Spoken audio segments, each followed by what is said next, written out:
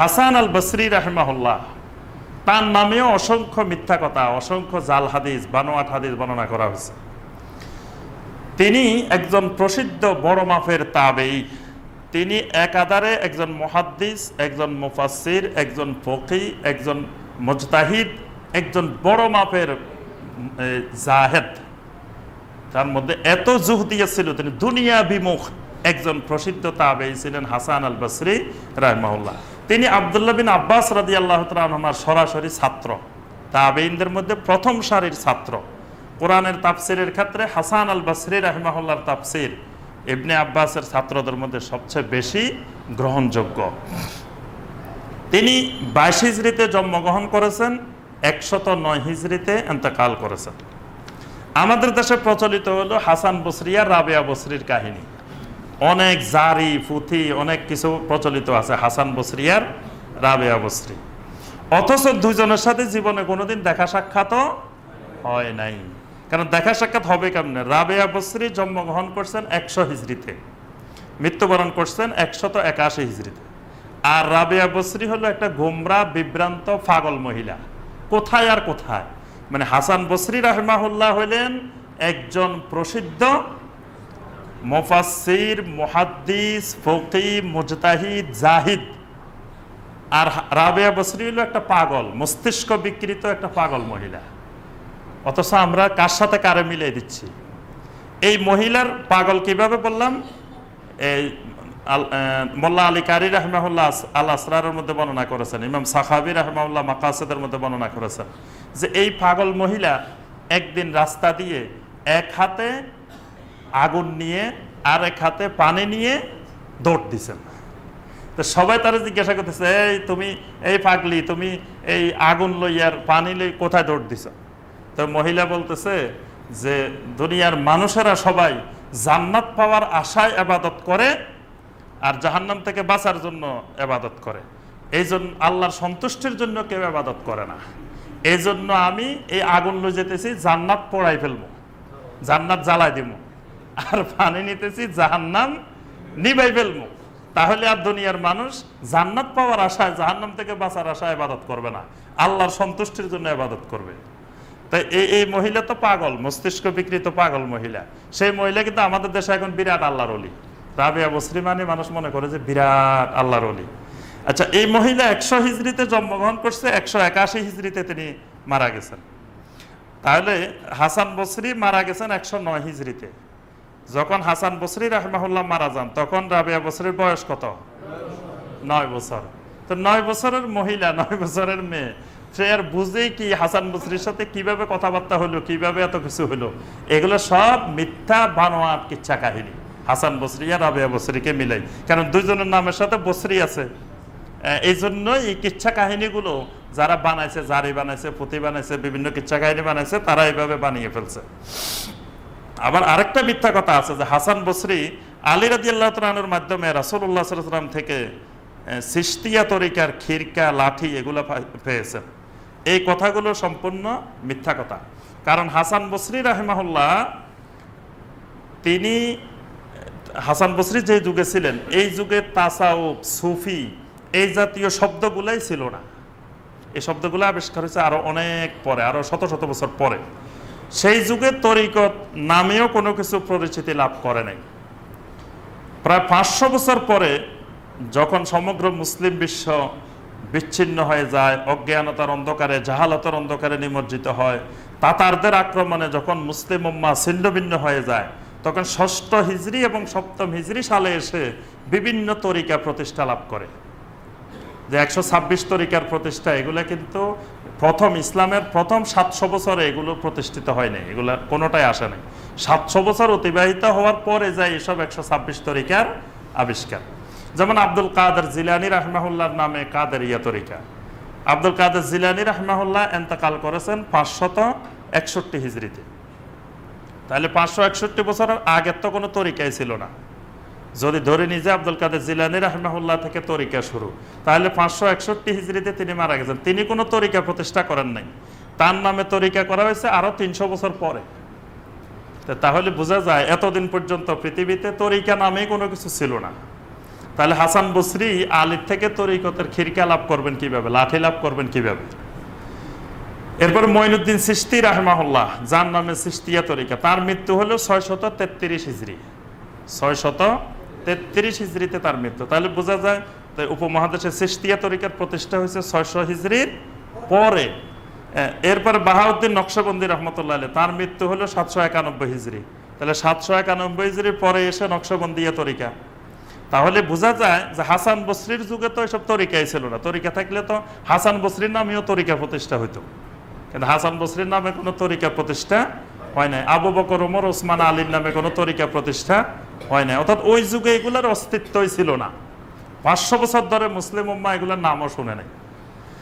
আচ্ছা, আলী আর হাসান বসরির সাথে দেখা হবে কিভাবে? হাসান বসরি থাকতেন বসরা। হাসান বসরির নামটা হাসান বসরি, কিন্তু তিনি থাকতেন মদিনা। হাসান বসরির জন্ম গ্রহণ করছেন বসরা, এজন্য তার নাম হয়েছে হাসান আল বসরি, কিন্তু তিনি থাকতেন মদিনা। আর আলী রাদিয়াল্লাহু তাআলা রাজধানী ছিল কোথায়? কুফা। আলী রাদিয়াল্লাহু তাআলা থাকতেন কুফায়। তো কুফা আর মদিনা কত দূরে? শত শত মাইল দূরে। একজনের সাথে একজনের কোনোদিন দেখা সাক্ষাতে হয় নাই। আর যে সময় হাসান বসরি রাহমাহুল্লাহর বয়স 13 বছর, তখন আলী রাদিয়াল্লাহু তাআলা খলিফা হয়েছেন। আর 40 হিজরিতে আলী রাদিয়াল্লাহু তাআলা শাহাদাত বরণ করছেন। অর্থাৎ যখন আলী রাদিয়াল্লাহু তাআলা শহীদ হন, তখন হাসান বসরির বয়স হইল 13 বছর। 13 বছর বয়সের ছেলেরে আলী রাদিয়াল্লাহু তাআলা কি খেলাফত দিবে, আর কি লাঠি দিবে, কি খিরকা দিবে?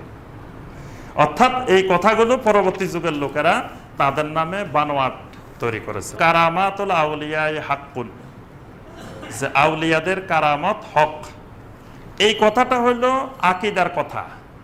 আউলিয়াদের কারামত হক, এটা অবশ্যই সঠিক কথা, কিন্তু এটা নবী সাল্লাল্লাহু আলাইহি ওয়াসাল্লামের হাদিস নয়।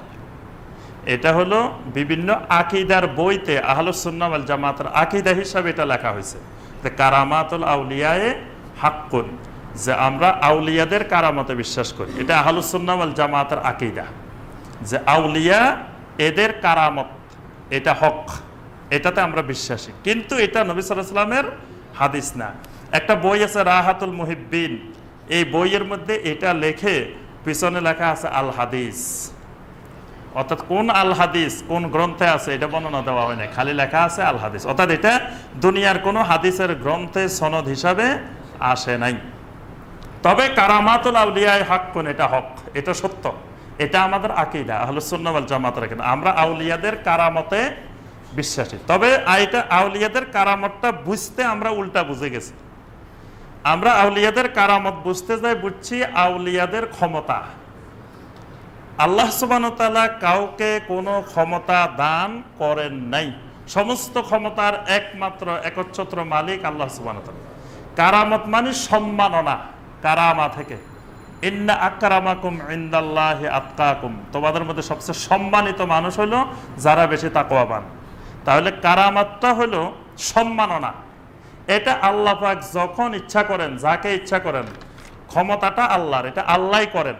কিন্তু আল্লাহর নেককার বান্দাদেরকে, সালেহীন বান্দাদেরকে কেন করে? সালেহীন বান্দারা যখন কোনো বিপদে পড়ে বা কোনো একটা সমস্যায় পড়ে, আল্লাহ পাক এমনভাবে সহযোগিতাটা করেন সেটা সে কল্পনাই করতে পারে না। মানে যিনি আল্লাহর দিনদার বান্দা, উনি বুঝেন না যে মানে ওনার জন্য কারামতটা ঘটে যাচ্ছে, কিন্তু উনি জানেন না এটা ঘটান আল্লাহ সুবহানাহু ওয়া তাআলা।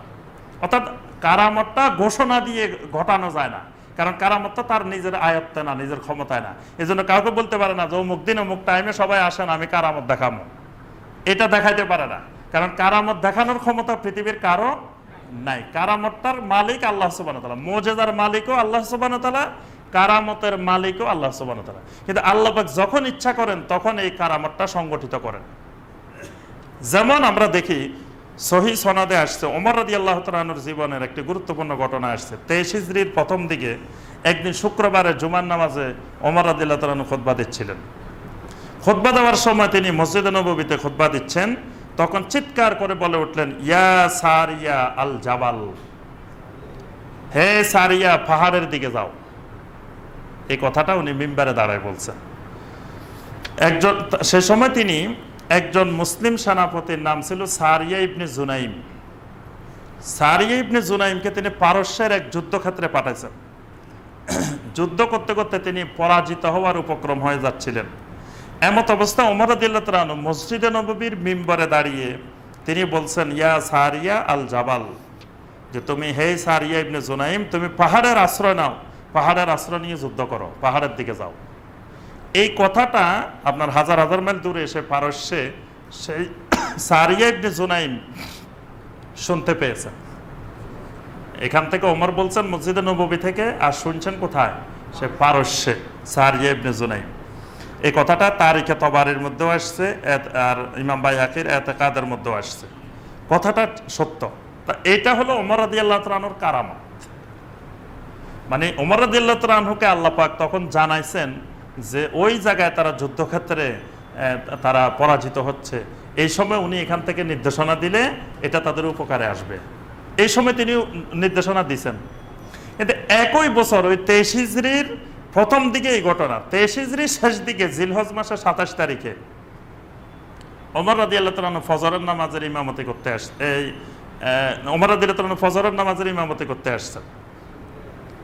তার পিছনে এক মুসল্লি দাঁড়ায় রয়েছে, আবু লুলু, ছুরি নিয়ে, চাদরের নিচে ছুরি নিয়ে দাঁড়ায় রয়েছে।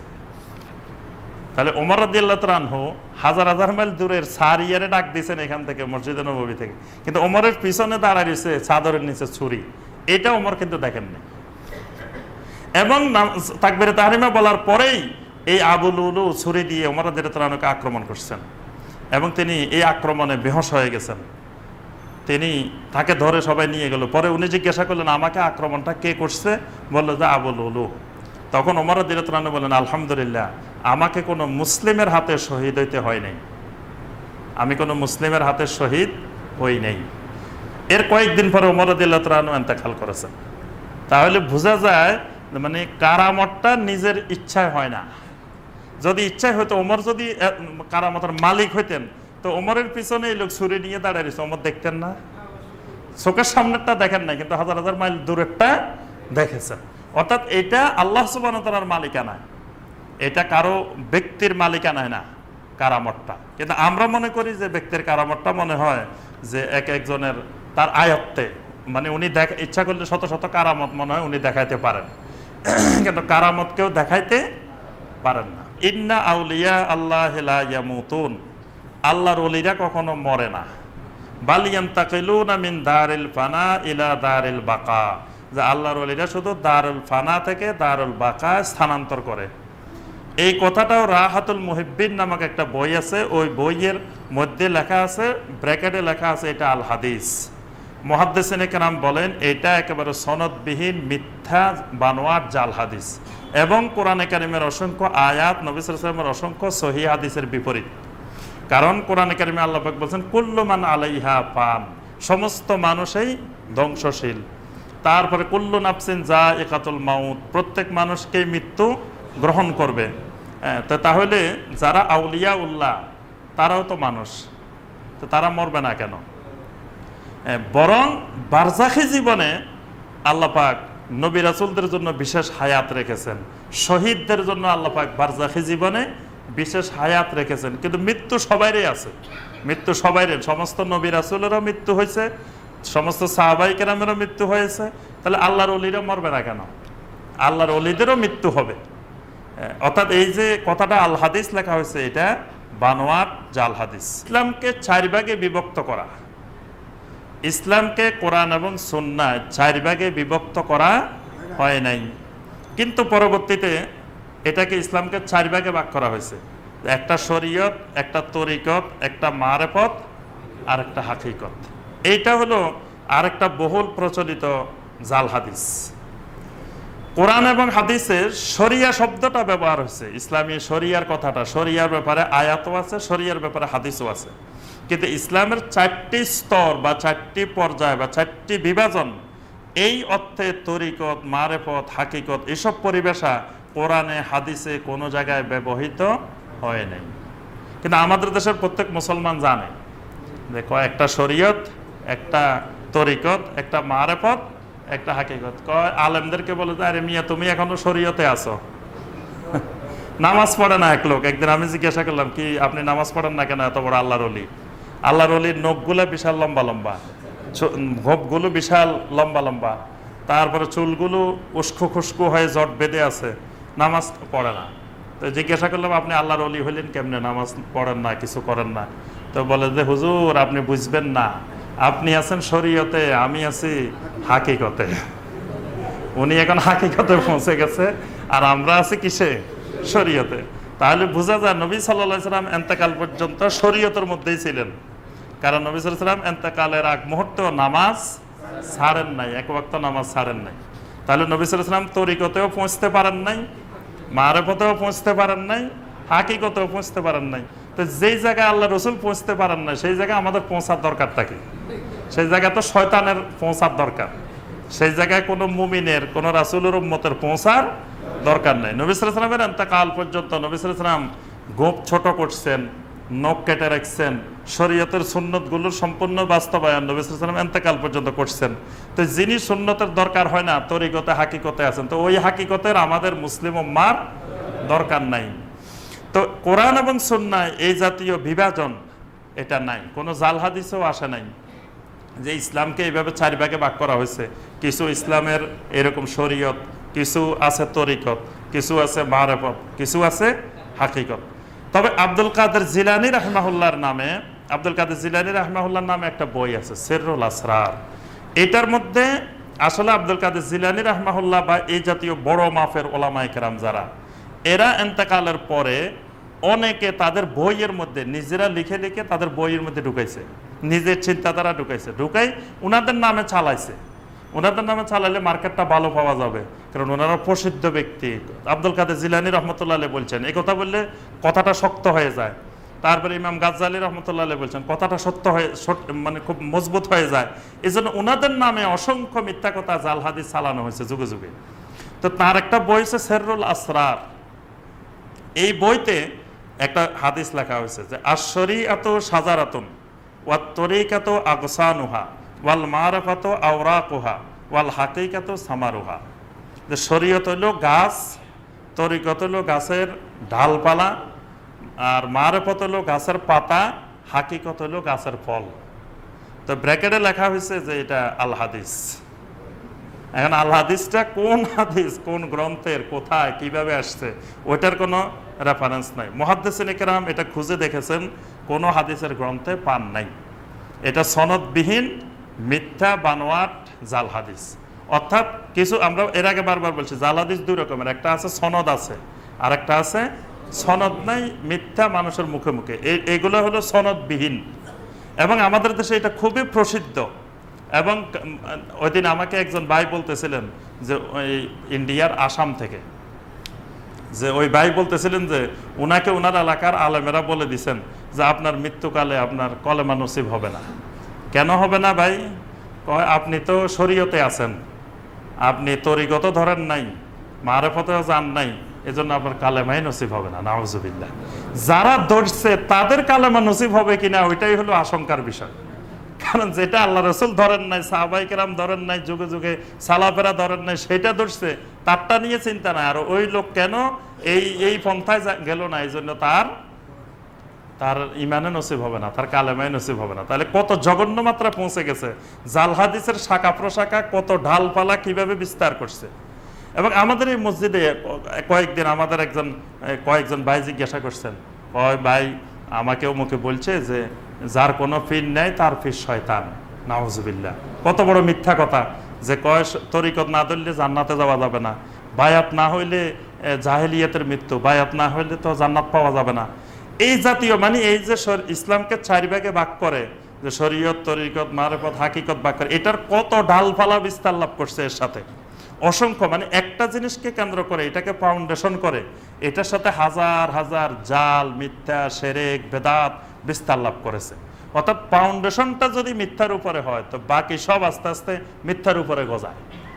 এজন্য এটাকে ফাউন্ডেশন করে অসংখ্য শিরক, বেদাত, মিথ্যা বিস্তার লাভ করেছে। আচ্ছা, সর্বশেষ যেটা আমরা বলে শেষ করব সেটা হলো ছোট জিহাদ এবং বড় জিহাদ।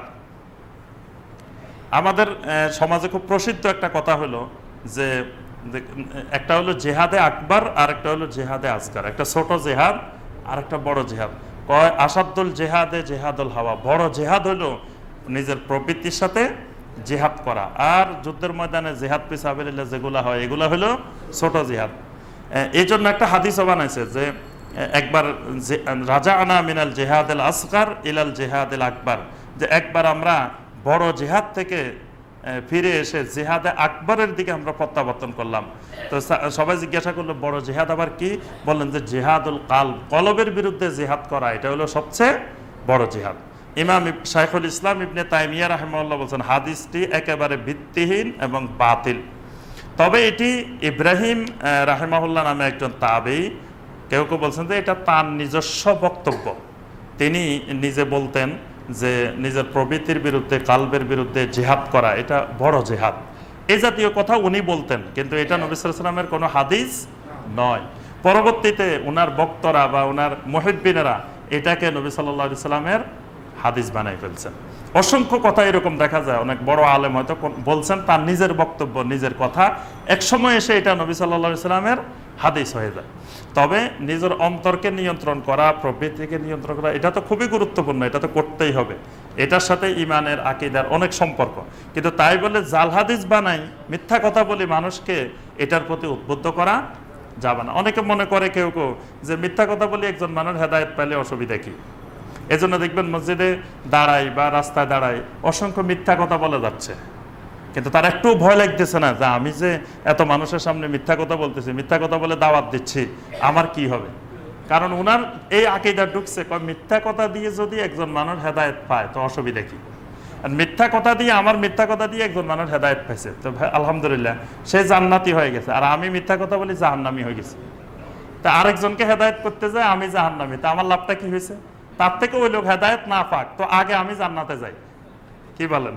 আগে তো আমার নিজেকে জান্নাতে নিতে হবে, জাহান্নাম থেকে বাঁচাইতে হবে, তারপরে না আরেকজন হেদায়েত পাইছে না পাইছে তাকে হেদায়েত দিতে যাই আমি মিথ্যা কথা বলে, তো নিজে জাহান্নামে যাওয়ার দরকারটা কি?